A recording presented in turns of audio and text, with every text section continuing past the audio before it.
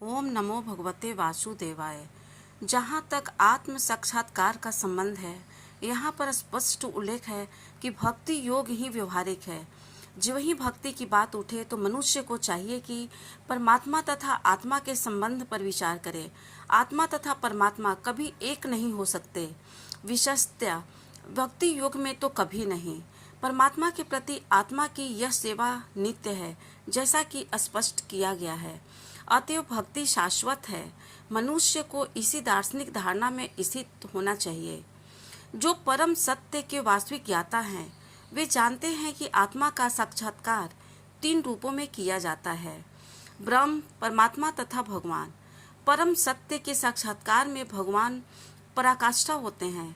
अतएव मनुष्य को चाहिए कि भगवान को समझने के पद तक पहुँचे और भगवान की भक्ति में लग जाए। यही ज्ञान की पूर्णता है।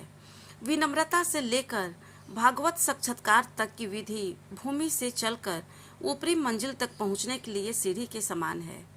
इस सीढ़ी में कुछ ऐसे लोग हैं जो अभी पहली सीढ़ी पर हैं, कुछ दूसरी पर तो कुछ तीसरी पर, किंतु जब तक मनुष्य अपनी मंजिल तक नहीं पहुंच जाता, जो कि कृष्ण का ज्ञान है, तब तक वह ज्ञान की निम्न स्तर अवस्था में ही रहता है।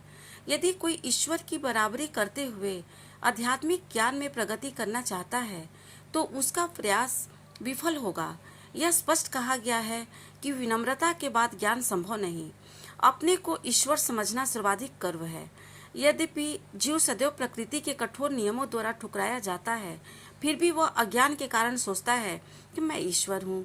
ज्ञान का शुभारंभ अमानित्य या विनम्रता से होता है। मनुष्य को विनम्र होना चाहिए। परमेश्वर के प्रति विद्रोह के कारण मनुष्य प्रकृति के अधीन हो जाता है। मनुष्य को इस सच्चाई को जानना और इसे विश्वस्त होना चाहिए।